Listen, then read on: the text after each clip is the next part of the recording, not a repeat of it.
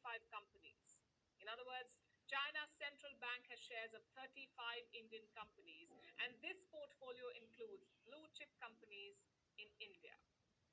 Let's look at the biggest holdings. The list has names like ICICI Bank, which is a top Indian bank, Infosys, a leading name in information technology, Tata Consultancy Services or TCS, which happens to be a competitor of Infosys.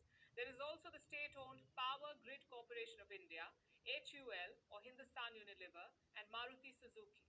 China's central bank has shares of all these companies. And what's the value of these holdings?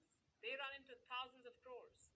The total value of PBOC's portfolio in India is about 40,000 crore rupees. That's well over 4 billion US dollars. And this number may sound alarming, but there is no reason to panic because these investments are not hidden. They have all been disclosed to the government of India. And this is also not a new trend. The Chinese central bank has had holdings in India for some years now. They started investing in 2018. And if you look at each case separately, the shareholdings have never been significant. Even today, China's stake is less than 1% of all these companies. So across the 35 companies, the share of PBOC is less than 1%. Let's look at their top 5 investments. In ICICI Bank, China holds 0.67% of the shares. HDFC Bank is at number 2, where China's shareholding is 0.39%. Infosys 0.67% again, TCS 0.24%, and finally Kotak Mahindra Bank, where China has 0.46% of the shares. So in monetary terms, China's investments sound substantial, but the actual shareholding is small, too small to influence any of these companies.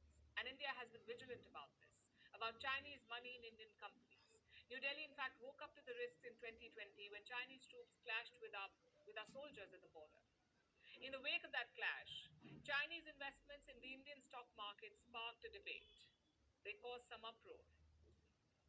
Even then, these holdings were minuscule, but New Delhi took no chances. It changed the rules and stepped up the scrutiny. In fact, it did so for all the neighbors of India. So, any investment from India's neighbors now faces extra scrutiny and it needs approval from the government of India. Then, in October this year, India and China reached a border deal. This led to disengagement of troops at the border and a meeting of the top leadership. India's Prime Minister Narendra Modi met with China's President Xi Jinping. This was in Russia on the sidelines of the BRICS summit, their first bilateral meeting in 4 years. A thaw on the border has also opened doors for more Chinese investments. India has not changed the rules though. It has not relaxed the entry barriers for China. And yet more deals are happening. This year, India has okayed multiple investment proposals for China, from China rather. Visas for some Chinese workers have also been expedited. So how should we look at all these trends? India's finance minister summed it up the best. That's Nirmala Sitharaman. She spoke about this in October. Listen to what she said. We want business, we want investment, but we also need some safeguards because India is located in a neighborhood which is very, very sensitive.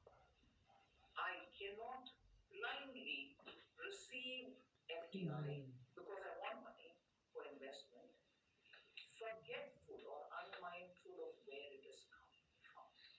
Because the SEBI might have the usual global level disclosure norms, and you can always go from one to another as to who the ultimate beneficiary is. But sometimes the ultimate beneficiary is a concern for me.